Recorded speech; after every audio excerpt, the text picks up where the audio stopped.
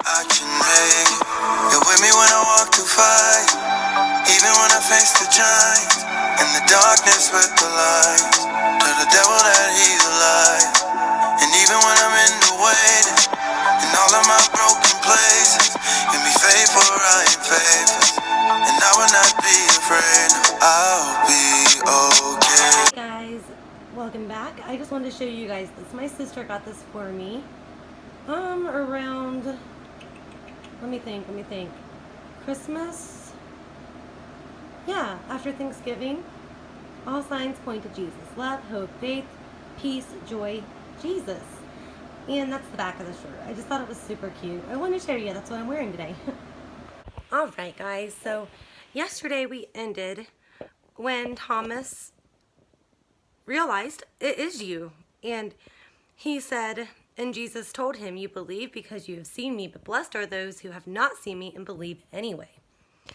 Anyway, after that, the story goes on. And I did realize this. Like when I say John chapter 20, it's not going to line up exactly with our Bibles because it's more of a story that paraphrases the Bible for us to understand. So that's what I mean. Anyway, let me see, where are we going to be? Okay, we stopped right there, and I'm going to start here. And it says, Jesus' disciples saw him do many other miracles besides the ones told about in this book. But these are recorded so that you will believe that he is the Messiah, the Son of God, and that believing in him you will have life. Later, Jesus appeared again to the disciples beside the Lake of Galilee. This is how it happened. A group of us were there. Simon, Peter, Thomas, the twin. they make sure they put the twin. Nathaniel from Cana in Galilee, my brother James and I, and two other disciples. Simon, which was Peter, said, I'm going fishing. We'll come too. We all said, and we did, but caught nothing all night. At dawn, we saw a man standing on the beach, but couldn't see who he was. He called, any fish, boys? No, they said, no, we haven't caught any. Then he said, throw out your net on the right-hand side of the boat, but you'll get plenty of them. So we did, and we couldn't draw in the net because the weight of the fish were so many. Then I said to Peter, it is the Lord. Peter put on his tunic, for he was stripped to the waist, and jumped into the water and swam ashore. The rest of us stayed in the boat and pulled the loaded net to the beach, about 300 feet away. When we got there, we saw that a fire was kindled and fish were frying over it, and there were bread. Bring some of the fish you've just caught, Jesus said. So Peter went out and dragged the net ashore. By his count, there were 153 large fish, and yet the net hadn't torn.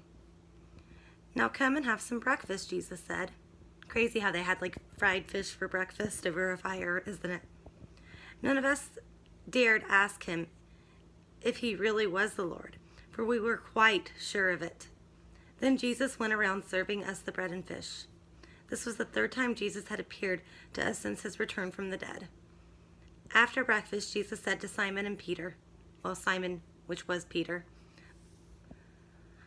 Wait, hold on a second. After breakfast, Jesus said to Simon Peter, Simon, son of John, do you love me more than these others? Yes, he said. Peter replied, yes. You know I am your friend. Then feed my lambs, Jesus told him. Jesus repeated the question, Simon, son of John, do you really love me? Yes, Lord, Peter said. You know I am your friend. Then take care of my sheep, Jesus said. One more he asked me, Simon, son of John, are you even my friend? Peter was grieved at the way Jesus asked. I lost my place. Asked the question the third time. Lord, you know in my heart.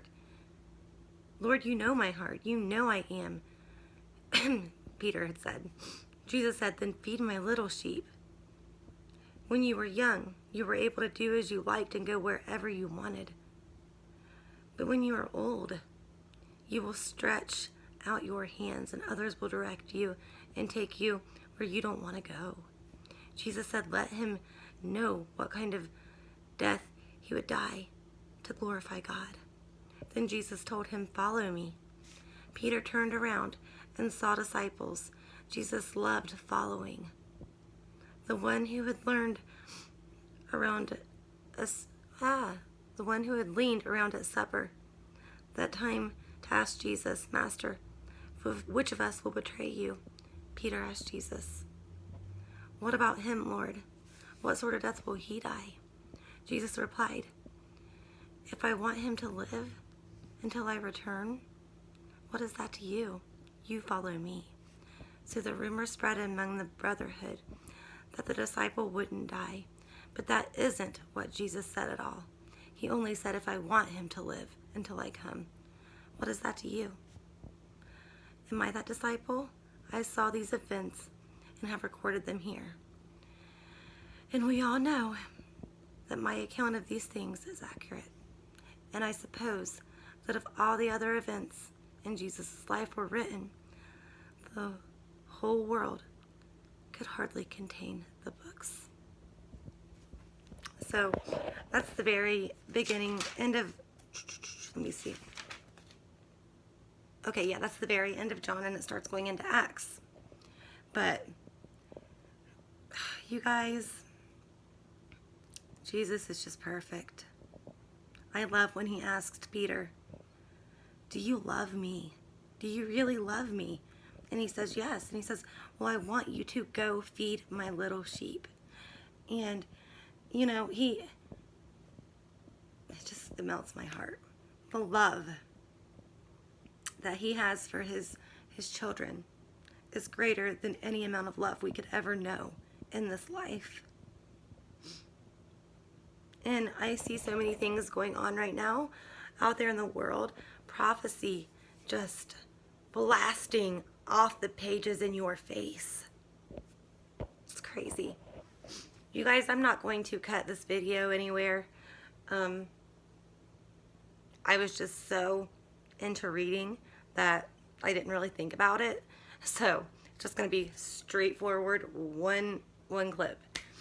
Anyway, I just wanted to read that to you guys. Jesus still lives today. He still loves us just the same, and I bet you when we get there, he's going to want us to sit with him and eat. Actually, I know he is because the marriage supper of the Lamb, but you know what I mean. And it just makes me think,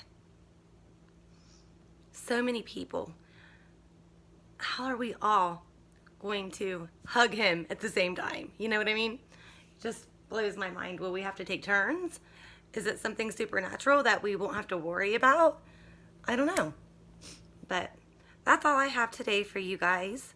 I may be back on later, but I love you. I want to go into Acts next because I just love the way this book brings his story to life. It just makes you feel like what really happened in an understandable way. But we'll get back into it later.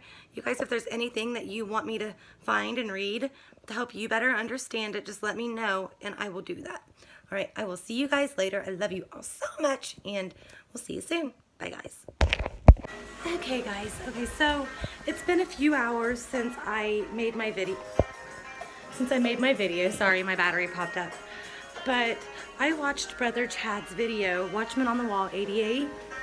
So if you guys haven't seen that, go check it out right now. It's got some very, very, very good information about the upcoming peace plan or whatever it is that they're trying to pull. So yeah, go to Watchman on the Wall 88. Check out his video. Yes, I'm a little shiny. I'm making dinner.